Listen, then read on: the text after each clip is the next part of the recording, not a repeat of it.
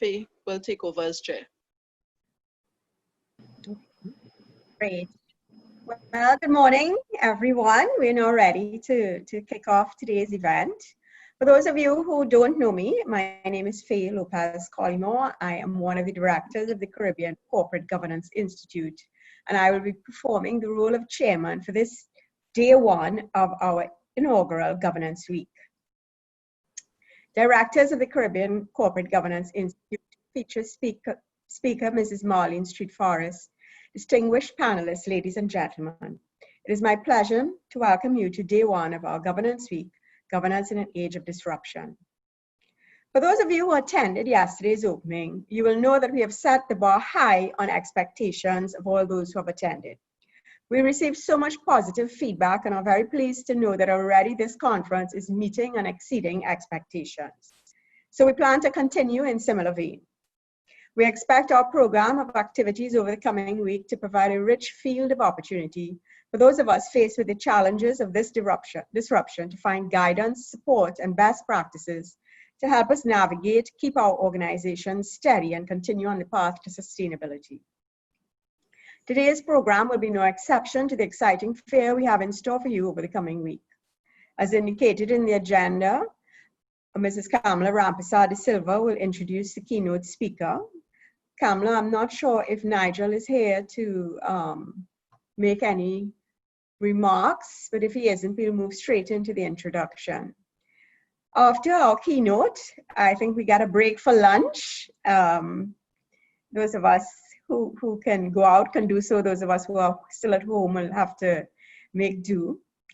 But after lunch, we will have 3 great panel discussions: the changing regulatory environment, board leadership, managing in a crisis, a COVID environment, and post-COVID-19 challenges for the private sector companies. I'm sure we are all looking forward to an engaging day of discussion with our very distinguished speakers. And I won't linger too long in the opening so that I may allow these proceedings to kick off. Kamla, our CEO, will now introduce our keynote speaker on behalf of the Institute. Kamla? Thank you very much, Faye. There's no doubt that when we look to those persons who can inspire us in the region, Mrs. Marlene Street Forrest stands tall. Her work in taking the Jamaica Stock Exchange to the top of the world, shining positive light on not just Jamaica, but the entire Caribbean region, is nothing short of phenomenal. We are honored to have her as a keynote for this, the first day of our inaugural Governance Week for the Caribbean Corporate Governance Institute. We are sure that she will offer great insights to our theme of governance in an age of disruption and today's topic of navigating the crisis for private sector companies. She is the Managing Director of the Jamaica Stock Exchange and the Director of both its subsidiaries. Her mandate is to continue the process of developing the Jamaica Stock Exchange Group, and particularly the exchange, in an atmosphere of transparency and fairness, while utilizing appropriate technology in providing the greatest possible efficiencies to the market. Mrs. Street Forrest has a wealth of experience, having worked in senior management positions at varying private and public sector organizations in Jamaica and overseas. It is under her stewardship that the Jamaica Stock Exchange became demutualized and the US denominated market and the junior market were launched. She also spearheaded the registrar division of the Jamaica Central Depository when she served as the general manager for this subsidiary of the Jamaica Stock Exchange. Mrs. Street Forrest attended the University of the West Indies, Mona, where she read for the bachelor's degree in management studies, and later gained her master's in business administration at the Barry University in Florida. In 2016, Mrs. Street Forrest was conferred with the honor of the Order of Distinction in the rank of Commander in recognition of her outstanding leadership in the growth of the Jamaica Stock Exchange. In that same year, she also received the Afro Global Excellence Award for Global Impact from Canada for exhibiting great leadership, vision, integrity, and commitment to excellence. She was an Observer Business Leader nominee in 2017 and was also celebrated by the Institute for Gender and Development Studies, UE, as a woman pioneer. In 2018, she received the Rotary Club of Kingston East and the Port Royal Vocational Services Award and was recently recognized by the Alex Ahmer School of Greatness as the Business Leader of the Decade. Wow. Mrs. Street Forrest is a Justice of the Peace and serves as a Director for the Good Samaritan Inn, a Christian outreach aimed at uplifting the poor and marginalized. We are honored to invite her now to address us with the keynote opening for today's conference. Thank you. Good morning, ladies and gentlemen. I hope all are feeling good to be attending this session. I'd like to first thank the Caribbean Corporate Governance Institute for inviting me to speak this morning. Indeed, I would like to congratulate Ms. Kamla Rampersad de Silva and her team for staging this inaugural conference on covering such a timely topic, governance in an age of disruption.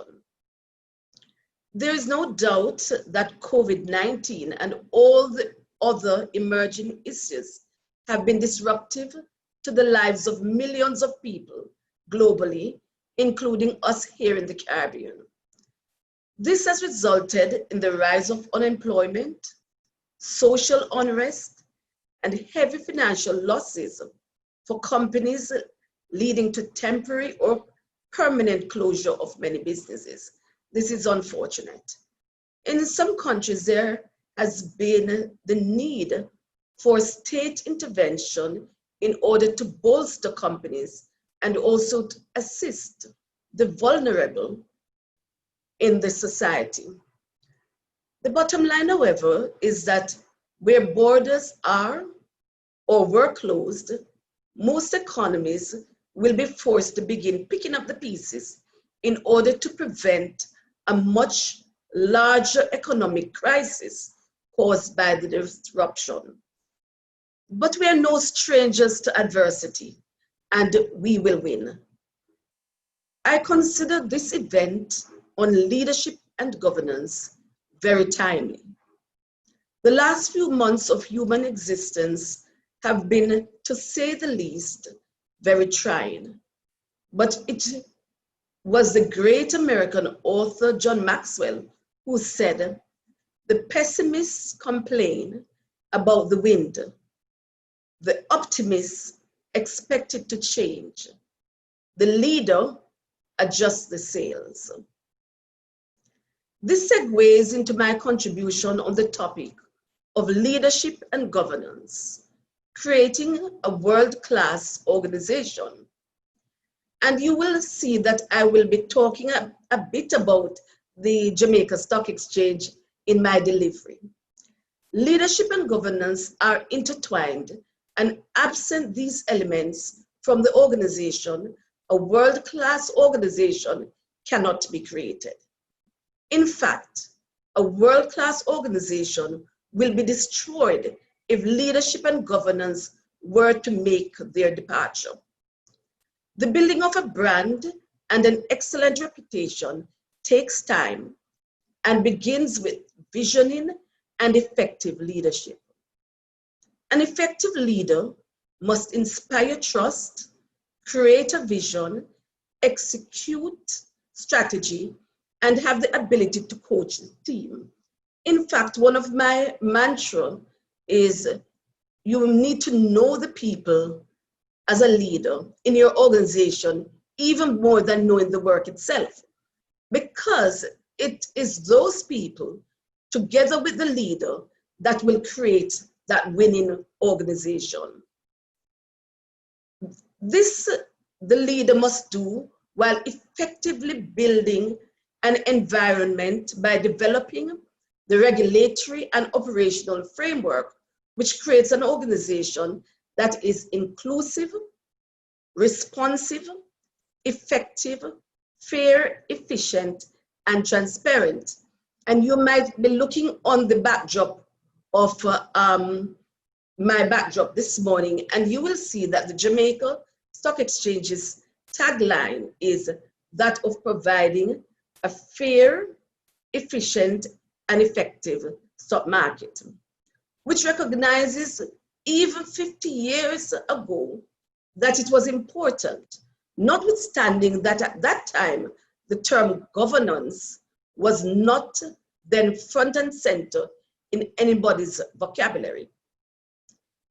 This governance framework is one secret sauce that has led the stock exchange through its journey from a small, obscure exchange to one that has been a world best performing exchange in the years 2015, 2018, and ranked among the top 5 in 2019.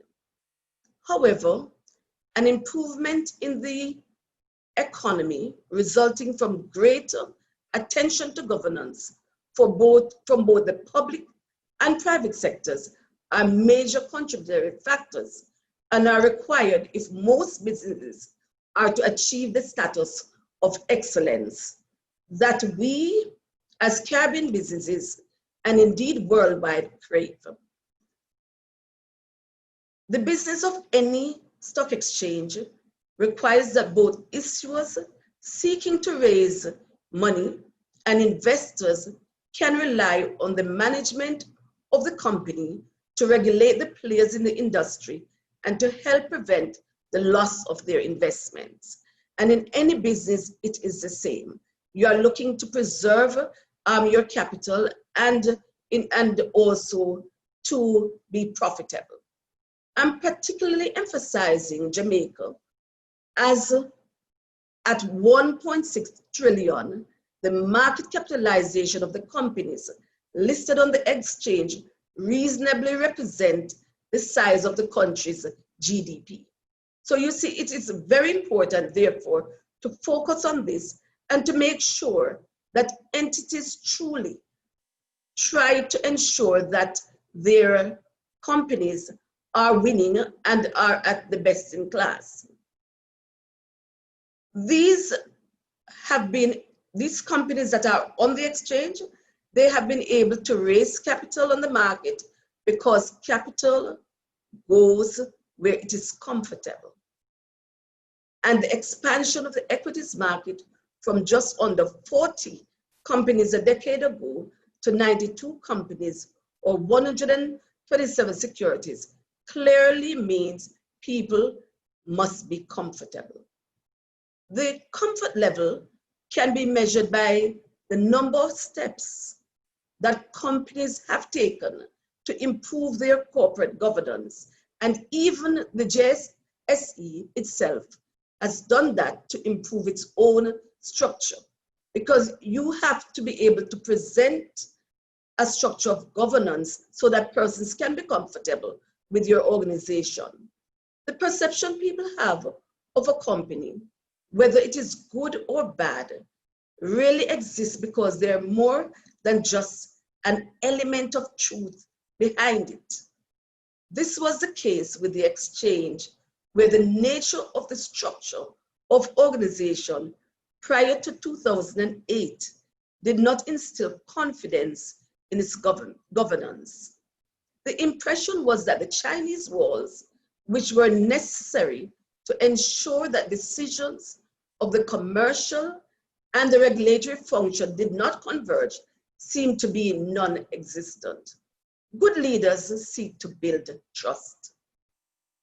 How do we build trust? Trust is earned when everyone's interests are considered and respected.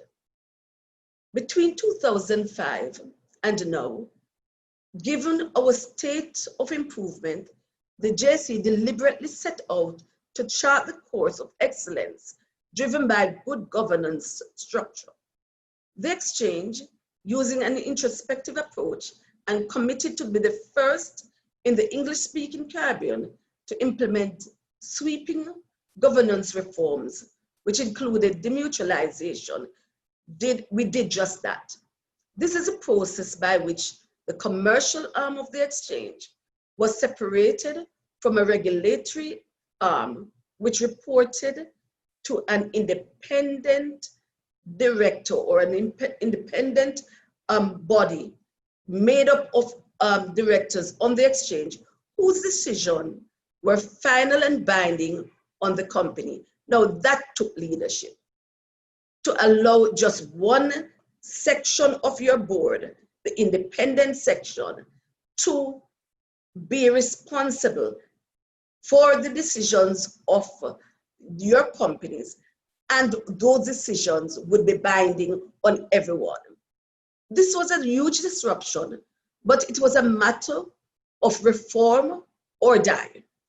Always, however, bold and innovative leadership is required if a company is to be relevant itself, to reinvent itself for sustainability. Companies are required to develop a strategic leadership plan, which are aligned to the key objectives of the organization. A key component of the JSE's strategic plan was for the exchange to be seen as fair and effective. This should not be a tagline. When you're talking about governance, it really should be living and breathing. It should not be a tagline, but must become a part of our culture and DNA. This meant improving for us our operations, leading to rule changes and the introduction of a corporate governance committee.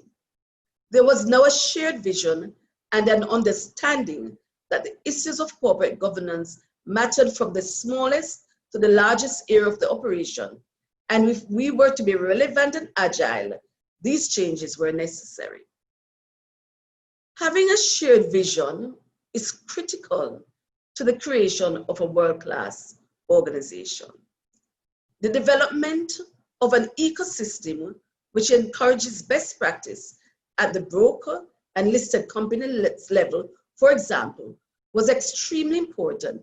Hence the development of the JSE's Best Practices Award for listed companies and brokers, which was designed to judge the best practices of each company in the area of investor relation, website, corporate governance, and the return on investment based on certain predetermined criteria.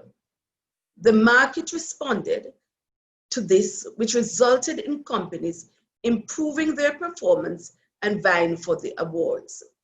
Gradual and continuous improvements towards excellence was beginning to be entrenched in both the exchange and the companies it regulates. Our strategy was not, even with the launch of the PSOJ's Corporate Governance Code, to make all the changes towards better governance mandatory, but to seek a buy-in even as the JSE encouraged adoption. So people need to understand, need to know what will be the impact of governance and to seek to change their organization without it really being mandatory. Allow me to share with you a few examples about how companies can develop into a world-class organization. For the exchange and companies listed thereon, for prospective companies, in order for capital to flow, there must be benchmarking to global standards, and these are governance standards. The technology employed by the JSE and its brokers are best in class to allow transactions to be more transparent and auditable. The requirement for release of timely and accurate information to the market, including changes to board composition, blockout periods of reporting, among other compliance measures means that investors, whether in the Caribbean or globally, can invest or do business with these entities, having a sense of confidence that they are well regulated. This impacts positively on companies' reach and the ability to access markets globally. I must share with you also that the JSE has also just released the Corporate Governance Index, and this is designed to keep listed companies focused on key areas of governance. Agility is a byproduct of good governance and leadership. What does this agility mean in the world of business? It means that an organization is able to adapt quickly to market changes internally and externally. It means also that they are able to respond rapidly and flexibly to consumers' demands. Agile adaptation leads to changes in a productive and cost-effective way without compromising quality and loss of one's competitive advantage. In a globalized world, while we are physically in the Caribbean, we have to compete with the rest of the world. A company located in the Caribbean, which competes effectively with comparative companies in developed countries, is considered a world-class company, but this can only be achieved if the company is nimble and well-regulated. Earlier, we were speaking about the importance of Zoom. And in the business world, Zoom, team meetings, and other similar apps have replaced face-to-face meetings. Whereas short years ago, remote working was not acceptable for employees who were thought to be shirking their work if they did not make an appearance at the office. Today, remote working is embraced. Of course, this new normal has taken away some of the things we took for granted. Video calls are not as spontaneous as regular meetings, and the distance between us robs a certain level of camaraderie. Agile companies, however, will utilize these and other devices, and in fact have moved quickly to adopt digital technology to ensure that service delivery is even more seamless now than before. This takes leadership, which can see the company transform despite the medium. Disruption may just be the new norm, and companies that have embraced technology and best practices will not find effecting changes in their methodology as laborious or slow if they are able to be in the go position, ready, set, go. Again, looking at home, the JSE itself has had to be agile. And I'll share with you that the traditional annual general meetings, for example, that season is on the way for many companies listed on the stock exchange. However, the measures implemented by the government to curb the spread of COVID-19 poses significant challenges for companies that are listed on the exchange to have their meetings, which are required under the Companies Act.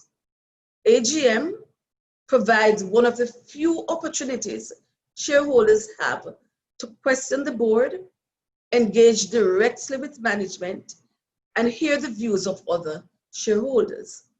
We have had to provide guidance and leadership to those who have sought our advice on their plans.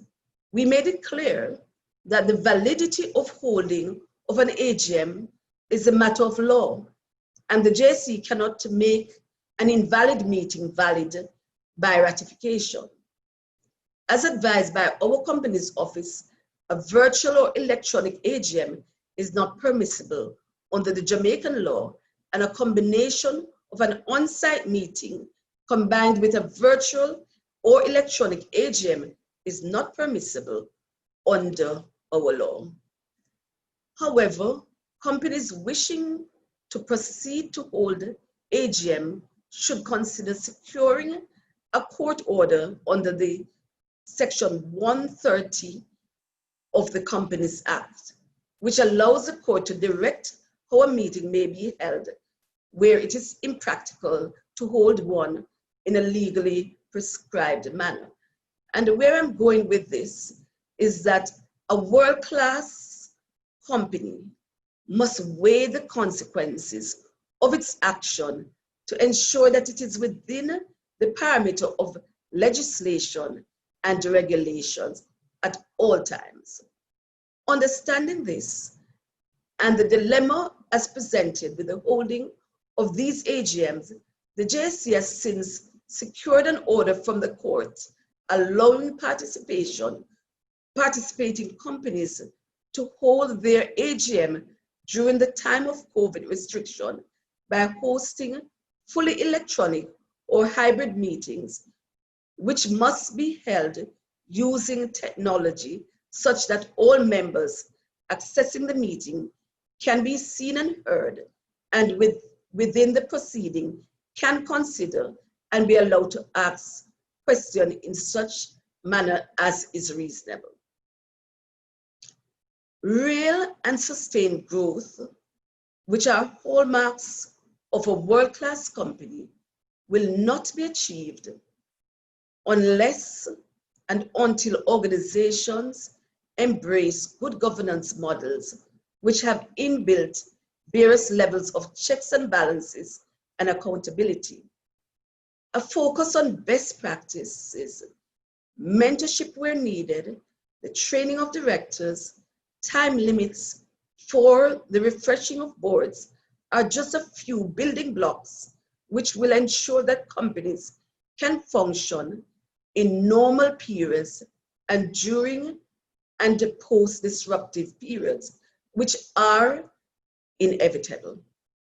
Real players whose businesses are based on good governance are more agile and adaptable to external environmental conditions and can therefore, even with setbacks, rebound quicker and can be more responsive to the demands of their markets.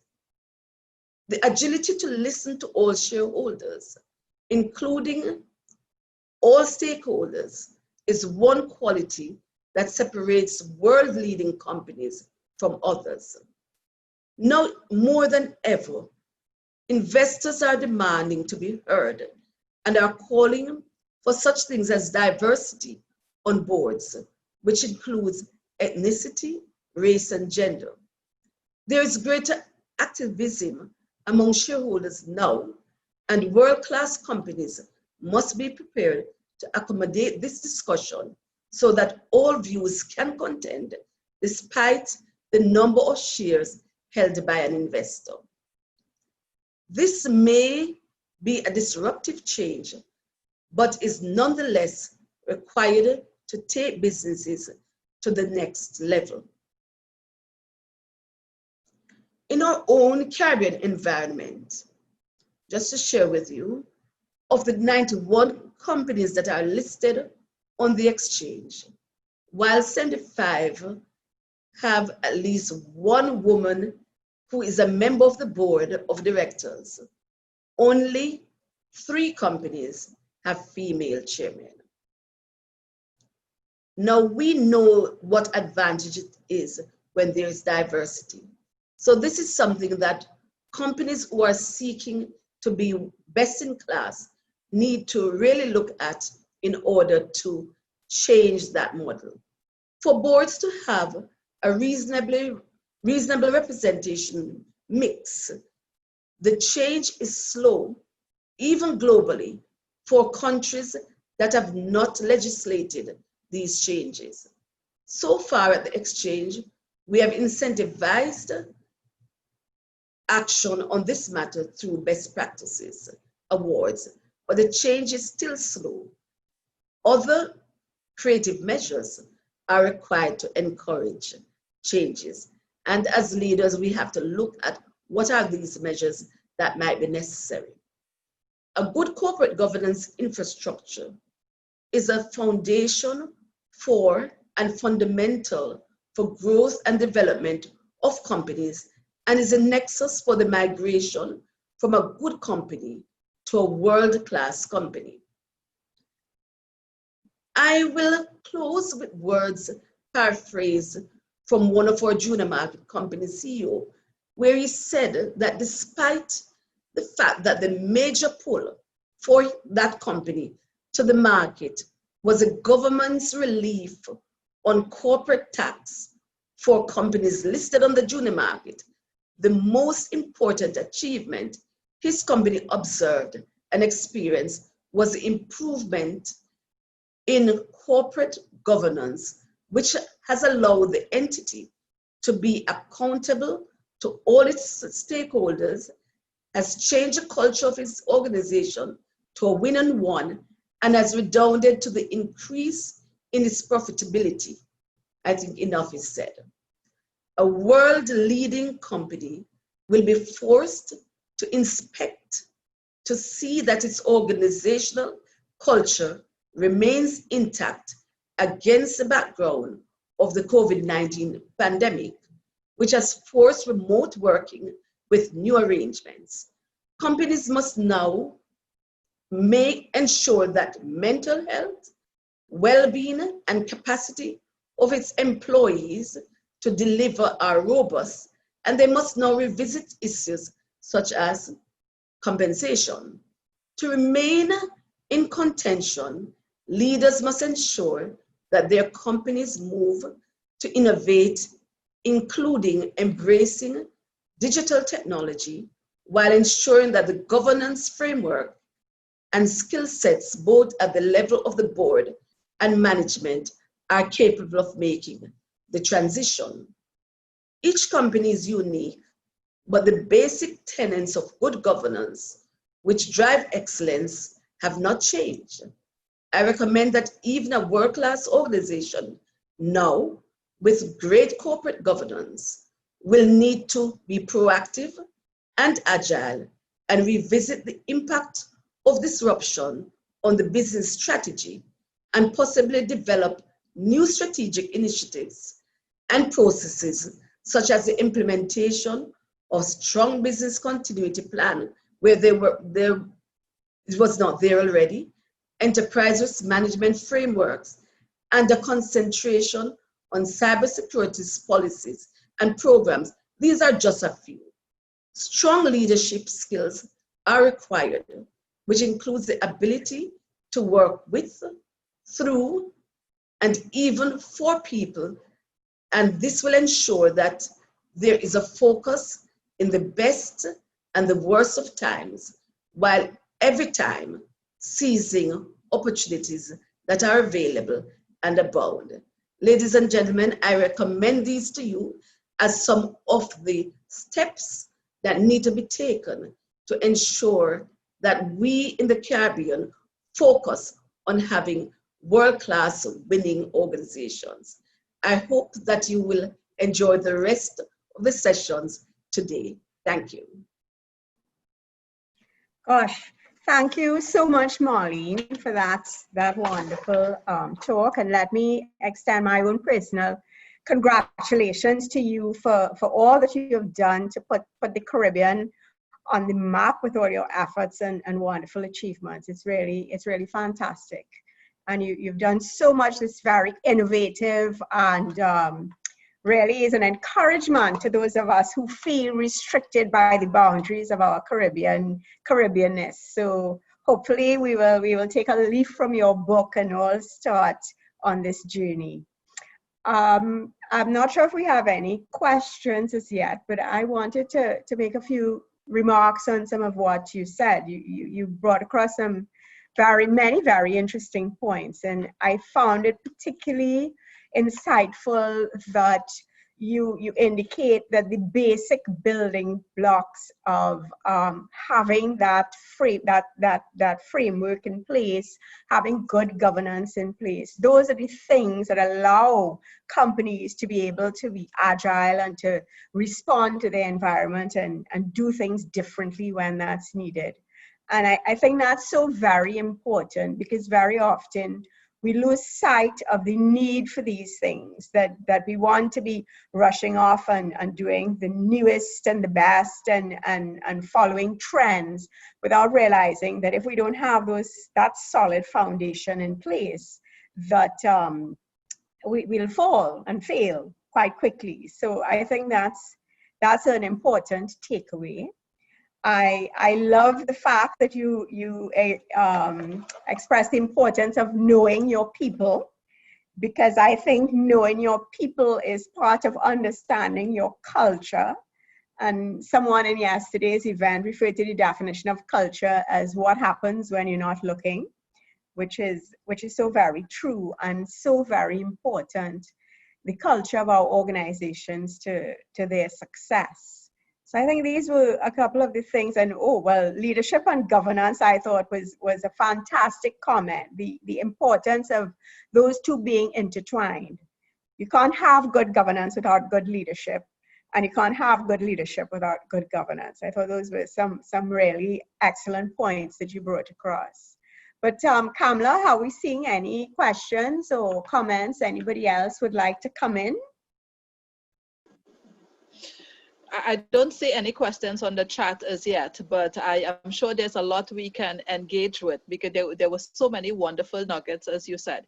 So I want to get the ball rolling by asking Marlene. She at the start, she spoke about the fact that COVID-19 pandemic has really caused us to have to make adjustments. And she mentioned particularly the fact that as borders were closed, our economies have taken quite a hit. But I love the message. She said, we are no stranger to adversity and we would win. Now, that feels really great. But can we identify, Marlene, particularly we have the tourism sector in Barbados and Jamaica, in St. Lucia, those sectors which really have taken a different kind of impact. Do you have particular recommendations that you could make for what those companies can do during this time that they are in chaos to prepare for when borders reopen? Well, first, these companies have taken a hit. There is now a time to look at how they can innovate. For example, I'll just use one for the tourism sector. This sector might now have to look at how do you build into your model things like a tourism future or option. And that really will ensure that in bad times, people will still see it's necessary to book long term. And this is a product actually that the market might want to embrace from the financial sector and embrace as persons within the tourism sector. I just want to say also generally, when you are dependent on one source of income, this really has brought to the fore the fact that as Caribbean people and as businesses, we have to think towards diversification and to understand also that in doing that, in bad times, we'll be able to be more resilient, because we cannot afford to keep our borders closed for long. We have to now be grappling, because tourism is such a big part of, say, the Jamaican economy. We have to be battling with how do you marry the safety of your people with one of what is your major economic stay. So these are some things that we have to look at in the time that we have, that there is a downtime. I also think that companies must try to put in place, not when times are good again, but put in place the sort of governance that is necessary. So this is also positively an opportunity to get these things in place. Yes, absolutely. Okay, so we do have two questions. Faye, you want to ask them? Sure, yes. I think from, is it, I'm not sure if I could identify who it is, but the question is asked to have a little more on board diversity. How can shareholders successfully recruit diversity within their boards? And I think that's something that is important to most of us. So it would be great to have Marlene's views on that. Okay, that's a good question, and I'm gonna speak more towards diversity in terms of female. That's the area I'm going to focus on. In order to get diversity on where it is slow in coming, sometimes one has to look inwardly within themselves and to participate more at the level of the investor. Now, what do I mean by that? When we look at the statistics within, say, the exchange, and you look at the level of participation within these companies by way of investor, you will see that 70% in the past, it's changing now, but 70% of the investors you have in the company are male. You cannot have skin in the game if you don't try to be the skin in the game. So we encourage, and we are encouraging female to now pick up that mantle and be investors in these companies, so that at the level of, say, the shareholder meeting, you can go, you can lobby for change, but you must be in the game to make the change. And this is something that we are encouraging. Yeah, excellent. Excellent, thank you. That question was from Claire. Thank you very much, Claire. Claire, would you like to make any comment in response on the diversity question? That was excellent advice. Thank you very much, Marlene. Thank you. Think of going at those AGMs and actually lobbying, making yourself be present, so that the shareholders who are most present at those AGMs can listen to what you can bring to their boards. So oftentimes we miss that opportunity. So thank you very much for that suggestion. Great, thank you. You have to be relevant. Yeah. Okay, our next question looks at the corporate governance index that you mentioned that the Jamaica Stock Exchange had just launched. And that looks like a very interesting initiative, and we would like to hear some more about it, if you will. So the corporate governance index measures quite a number of areas. It looks at one, the structure of the organization to see whether there are independent members on board. Do you have, say, an independent chairman? These things, so the structure. It also looks at how you report in to your shareholders. Do you have adequate means of communicating with them? For example, the website, etc. It looks at the company's policies in respect to not only their shareholders, how they do business with other companies, and what they take into consideration in doing those business. It also looks at the treatment of those companies to their staff, what policies they have in place to address staff welfare, and how do you treat with your AGMs? Do you allow for companies, shareholders to participate? Then how do you disclose that and the follow through on those after meetings?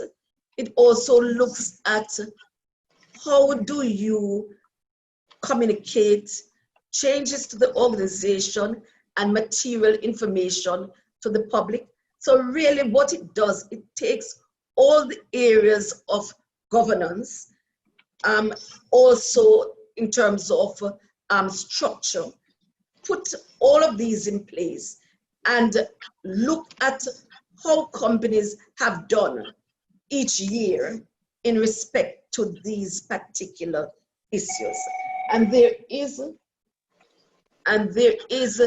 a measurement model that is used to determine how does a company score in respect to these. This score is sent out to the listed companies, and the listed companies are asked if they want to challenge these scores, or are there any questions that they have. But nonetheless, a score is given to that company, and to say what the ranking is in respect to the company's performance. And we spent quite a bit of time developing this model, utilizing funding from the IDB, and it has gained acceptance. Obviously, when you are developing, you allow for companies' feedback, and it has gained acceptance within our listed companies. One of the challenges that we have had is companies wanting to make their score public. And we sought to get around that because at first we were just going to make the scores public. But we sought to get around that by getting the buy-in of companies, and we requested, do you have an objection to your score being released to the market? And some companies said yes. Some companies said, I wish to improve my governance before releasing that score. So you know they are now working on it. And what we also got out of it is the fact that because some companies, some leaders indicated, yes, despite my score, release it, you had the agitation from investors saying to other companies, but how is it that others have released their score and yours is not released? So we managed to achieve our objective of having individuals look at these companies, see how they are performing by way of governance.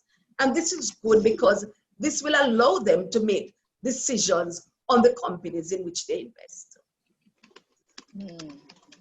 Yes, that sounds like an excellent initiative that helps raise the whole general awareness of corporate governance in the markets. It's a wonderful example. I also wanted to ask you, Marlene, about the awards. You have an award for corporate governance, and I think that's something that many organizations find to be a little scary because they're so afraid of giving an award and then next year that's the scandal of the century. So it must be a lot of courage to step forward and do that. And I would just wonder if you'd like to share your experience on that. I'm sure you had those same considerations when you were looking at implementing that. Yes, this award, the Best Practices Awards, is now in its 16th year. And what we did was to, again, develop criteria, best performing company based on profitability, etc. Best Practices Awards in terms of their website, Best Practices Awards in terms of investor relationship. And what we did, we actually got, we poll investors each year and get feedback from them. So at the end of the day, the information we get is not a Jamaica Stock Exchange information. It's based on the compilation of what investors think about the company. Now, what a big part of this award is the best the Corporate Governance Award. And the Corporate Governance Award is given to that company who has displayed the best corporate governance. And let me put it this way. It is not, they're asked to fill out this form, which has all the areas that one would look at to see if a company is doing the right thing. But it is not only in filling out that form. You could have the best form. What we want to know is that it is translating, or best policies is translating into something living and breathing, that the organization is really wrapped up in this. So that committee invites the chairman or other members to come and defend their policy and the questionnaire. And the questions that are asked will pull out which company we feel that is not only saying it, but upholding the tenets of good governance.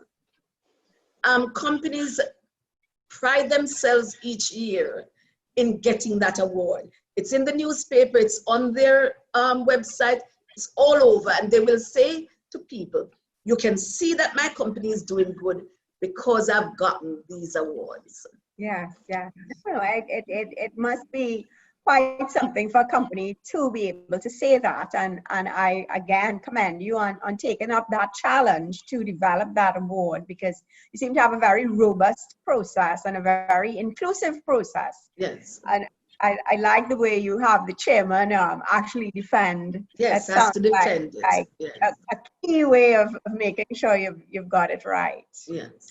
I have another question. There was a follow-up question to that same thing first, Faye, Right. if we can get it from Claire Gomez.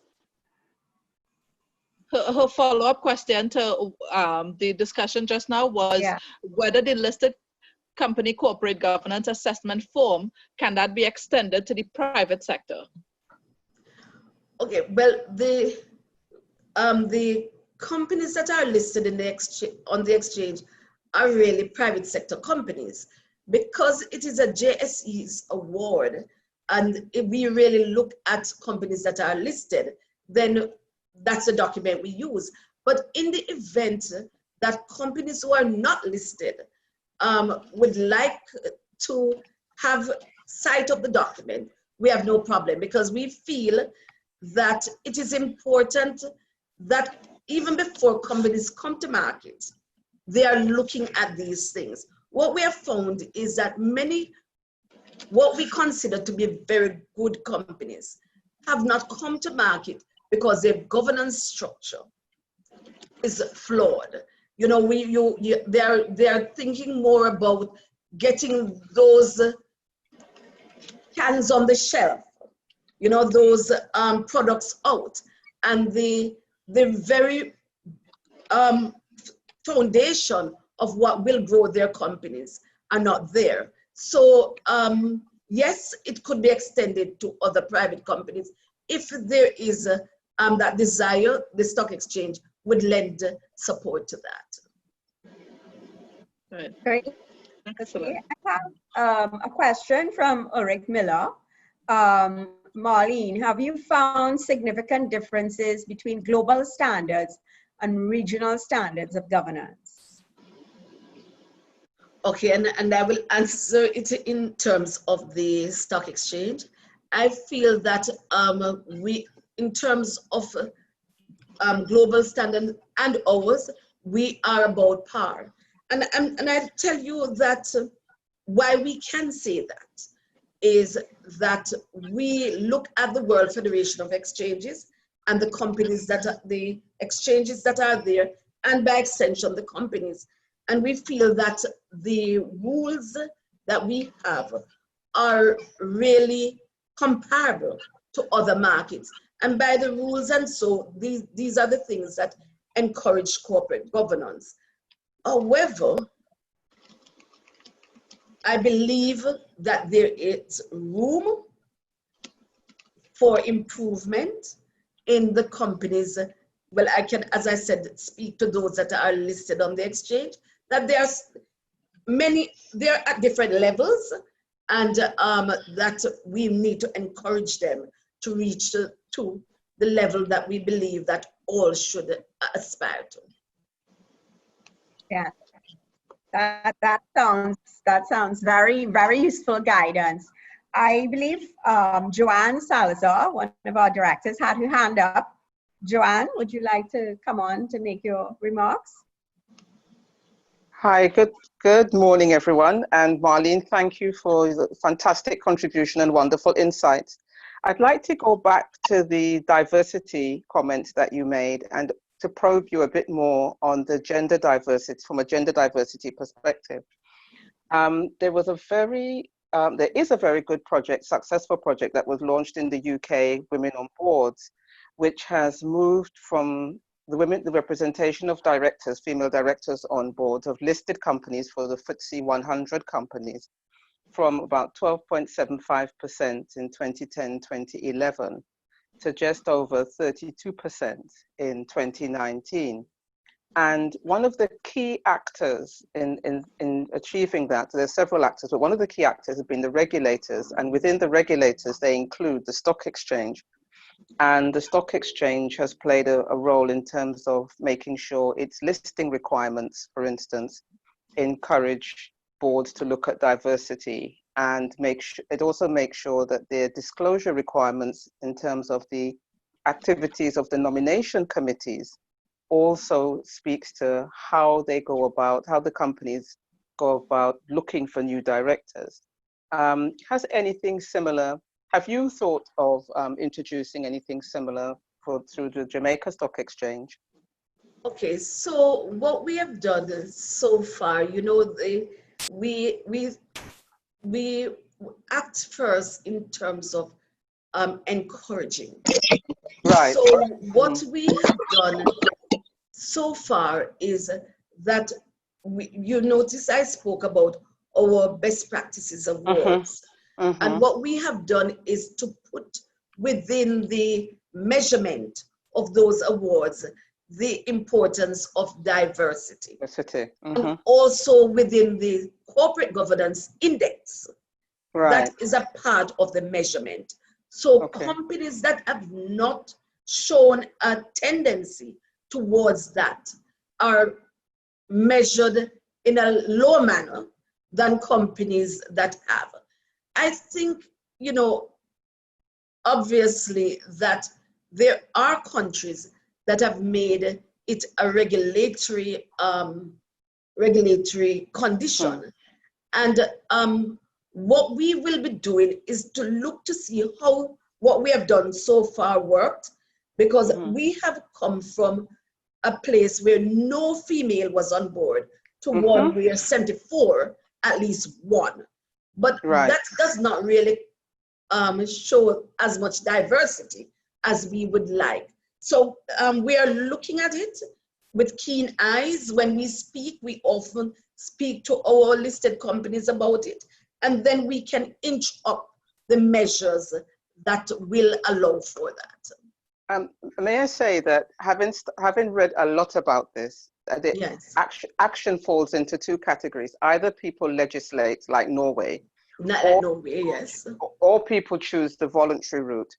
And the challenge is, when you choose the quota route, which is legislative, you get to the target. But then what we're now seeing, having studied that for a while, is that those countries are having difficulty maintaining the target because in rushing to the target, they didn't actually address the systemic issues that led to the problem in the first place. So the people who have taken what we call the voluntary route. Let me say voluntary is a misnomer, because really what they are doing is doing a lot of publication and then letting the numbers do the talking and create the pressure.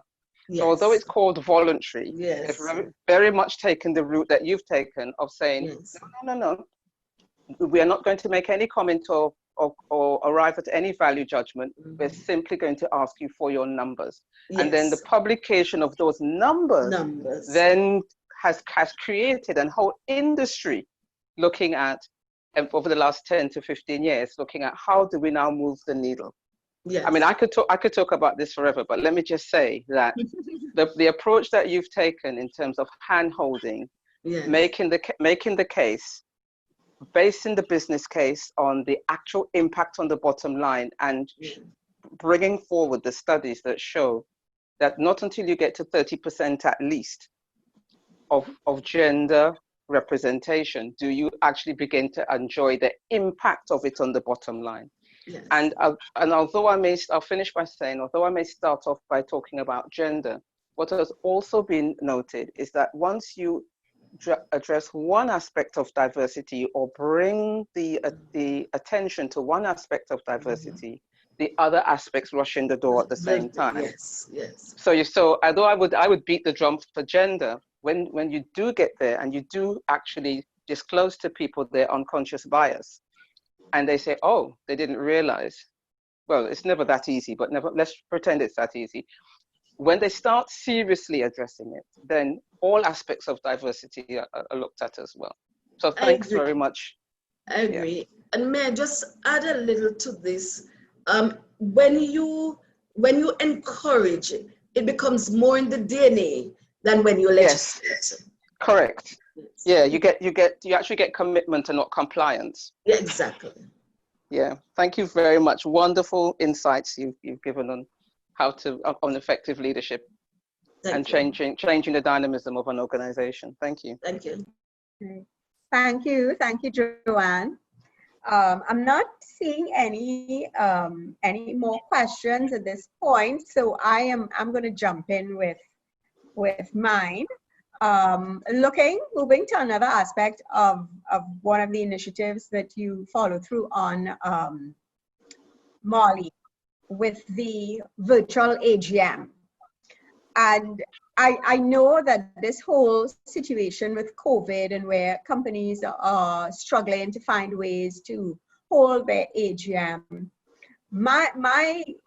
my view is that this should cause us to not just look at the formality of your annual general meeting and the basic things that need to be conducted there, but to have a whole new look at how companies interact with their investors and their investing public. And I really find that some of your companies in Jamaica have been very forward thinking in coming out and having investor briefings online and things like that.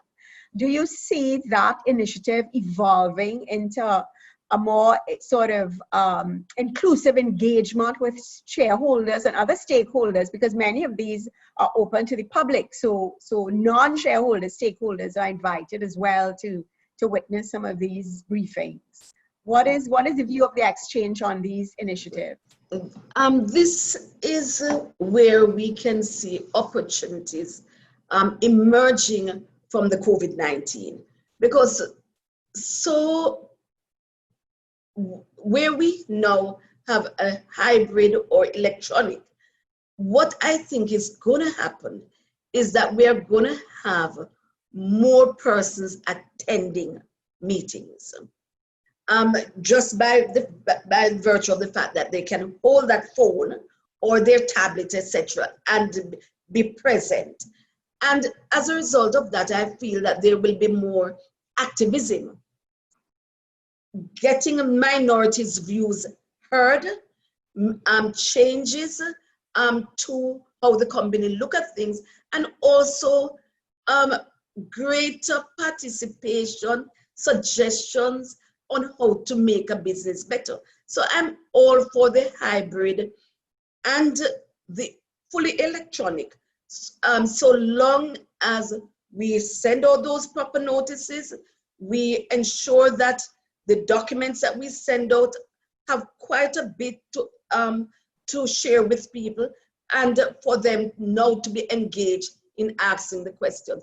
Because what we have suffered from in the Caribbean, I don't know about other countries, is the low attendance at AGMs, a low attendance, so it is almost become like a formality.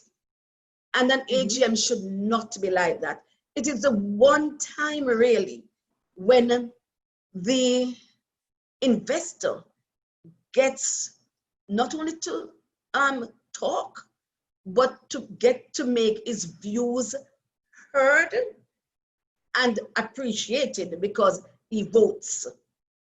Yeah. So he votes. So I like the idea of the electronic.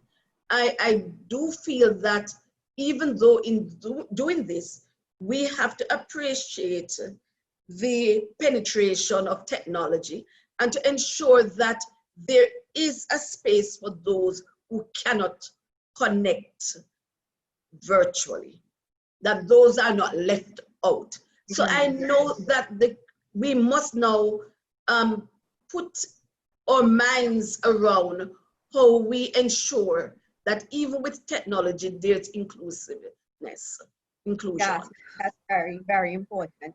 But do you see this creating perhaps an emerging opportunity for companies to engage more frequently with shareholders? Because I have seen, you know, I look at the AGM and every year when I do my lecturing course and talk about the AGM as really sort of an anachronism. It hasn't changed in hundreds of years. It hasn't changed. The agenda is the same. And surely in today's environment where we need to be engaging with our stakeholders, there's an opportunity here for companies to be more frequent and more transparent in some of their processes. So I see it as a potential opportunity for companies to be more engaging more frequently. I think that they will be doing that. Those investor briefings, which we have been at pains to say to our listed companies, look, you do not have to wait on AGM. You can continue to engage. And we have not found many companies receptive to this.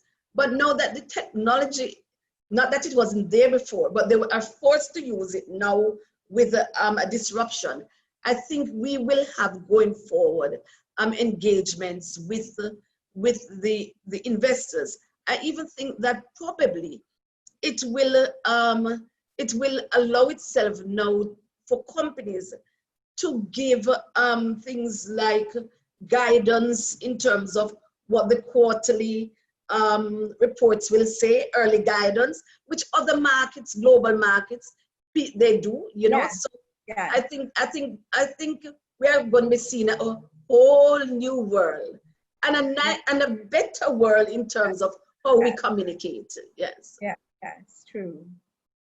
Very good. Kamla, I'm not seeing any more questions. Yeah, but I wanted to ask something that's actually going to lead into our first panel discussion for today.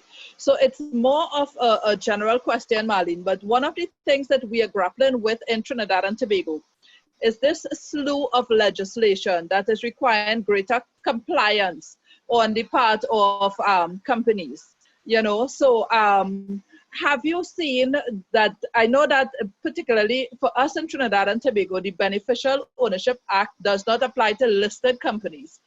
But from your point of view, where you sit, not just, you know, as managing director for the stock exchange, but with the Jamaica private sector organization as well. How have the organizations been able to deal with this whole issue of complying to this kind of global pressure in being more transparent? Well, I think organizations have come to realize, and as you say, not only those that are listed on the exchange, but they have come to realize that the world is small. Mm-hmm. And as you are looking out to expand into other markets, there is a call for you to have the necessary infrastructure, and by that I mean corporate governance, in order for persons to even want to engage with you. And so I think it is something that people are beginning to understand, that the sunlight and the governance, even at the IFRS levels and others, is important, for them to engage, but also important for business. And I believe that people are embracing this. As we also have our, we have an e-campus. And when we put on programs to talk about compliance, when we put on programs to talk about governance, they are well attended by the private sector. Not listed companies now I'm talking about, but by private sector entities. And so I think that people are beginning to be more and more engaged and understand what it means and how it translates in terms of the bottom line in terms of their companies. That's true. And I think this feeds into a little bit of one of the points that I just thought of. I have my whole page is covered with notes here, but your concluding remark about from one of the companies, the private companies from the junior market, it's just so insightful, because when at least you have in Jamaica that tax incentive to encourage. And it could be a very, very daunting process for some private companies to make that step into accessing the market through all these compliance requirements, which are quite alien to them. Some of them have to spend a year or two trying to just prepare for this. Mm-hmm. But that the true objective, the real objective, is how it uplifts their own governance, and it gives them that sense of understanding the importance of how this plays into their company's performance and success. I really thought that was a very, very wonderful remark. And I think it's great, that initiative as well in Jamaica, that brings the smaller companies onto the market and helps them understand the importance of the transparency and the governance, which really reaches into every aspect of our life. It's not really just corporate governance that these principles apply to. It's all parts of our universe. It's very, very insightful, I thought, and a glowing recommendation for companies considering doing that. That is true. When we approach the government about this carrot, the major objective that the government had and the stock exchange was one that said companies should move towards being better governed and also sustainability. But we knew that there had to be something that captured you going out and saying that to them. That's not an appeal, but the appeal, that carrot, lent itself to our true objective. Yes. Well, it's very, it's very leadership oriented kind of way of getting to where you want to get to. So yes, excellent. Anybody else? Any comments? You seeing anything, Kamla? Yeah, we do have a comment from Barbados, from Kamel, where she was sharing the experience with having a virtual AGM. So I will ask her if she's willing to just come on and share a little bit on how she found that experience was. But I also want to just prod the men who are on this this session today. You know, we are talking a lot about diversity and getting women on boards. And for a minute, I felt, let's get ready the men's view in terms of the value they see and what advice they may even give to ensure that we're able to get the kind of diversity that's worthwhile and not really, a token diversity type scenario. So while the men think through that, let's ask Kamel if she wants to share her experience with us. Hi, Kamla. Thanks for that. Yes, no, I was just weighing in to share that because this was the first time, to give everybody else background, I'm the executive director of the Barbados International Business Association, which is basically like a chamber of commerce, but for the international financial services and global business sector. And in order to get around the COVID-19 restrictions, what we did this year, as I noted in my comment, is that we did have, because according to our company's act, the AGM must take place in a place, an actual physical place. We held it in a boardroom, but we invited our members to vote by proxy on approving the minutes, the slate of candidates for the directorship, and also reappointing the auditors. And so they filled in the proxy forms, turned them into me, and then our president, who chaired the meeting, then actually voted, quote unquote, on behalf of the members in that instance. So that was how we worked around there being no provisions for it in our Companies Act. Okay, thank you so much for that, Kamla. And we have another question on the chat. Faye, you want to take it? Okay, they're coming in a little fast and furious. I think Joanne is asking what involvement, if any, does Marlene have in sharing her learning with the state sector? And does she know what steps are being taken to advance good governance in the public sector? Okay, so for example, in Jamaica, what was done with our corporate governance award, we had the same template that we used for the private sector, shared with the public sector.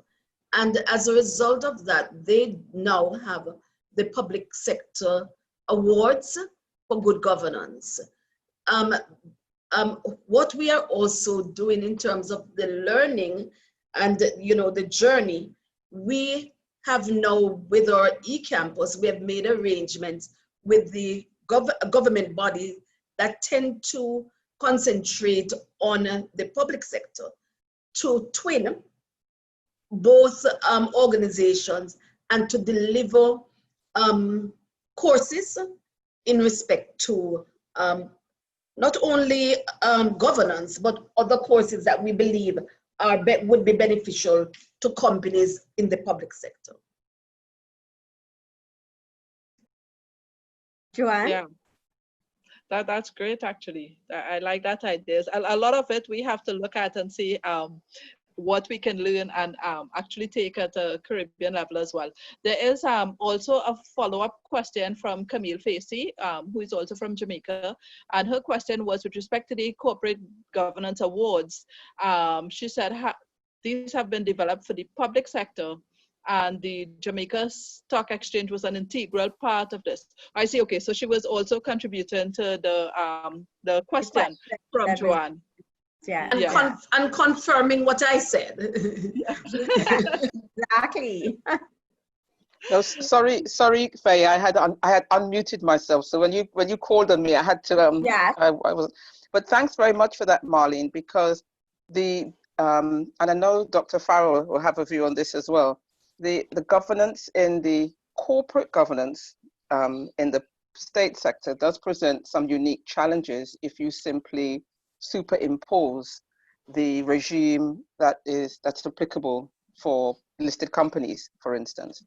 The principles clearly will always have to be the same, but the actual application takes a little bit more creativity, and there's some constraints with regard to setting strategic direction, having a defined purpose, for instance, that you have to tackle in the public sector that are not as, or let's just say it's not as straightforward.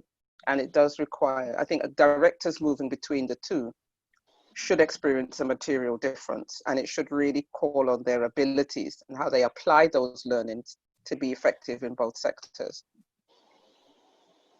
It cannot be a cut and paste. It has to evolve based on that particular sector of the economy and how you do business. Mm-hmm. Yes, most definitely. Yeah, I totally agree from the perspective that oftentimes the state-owned enterprises carry two major objectives. One may be commercial, may not, but the other one is a national policy. And if they don't distinguish between those two and make sure that their strategic objectives address both of those arms, then they tend to miss the mark. Mm-hmm. And the governance becomes much more difficult. So you actually have to be wearing those two hats as a commercial organization and also as a government entity per se. And once you can marry those two, the OECD has a specific governance principles for state-owned enterprises. And I think that such organizations should really lean more towards those principles. Correct. I agree, Claire, absolutely. Okay, we have another question, I think, on the AGM. If Marlene can provide an insight as to how effective the voting process would have with the use of technology at AGMs, taking into consideration that one person may vote many times. Okay, so this is something that we are working through.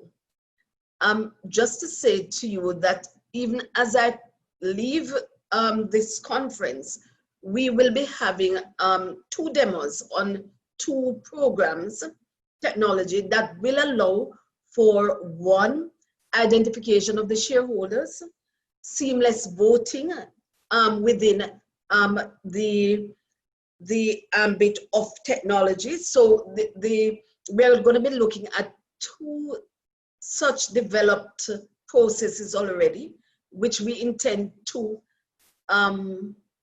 encourage our listed companies to use.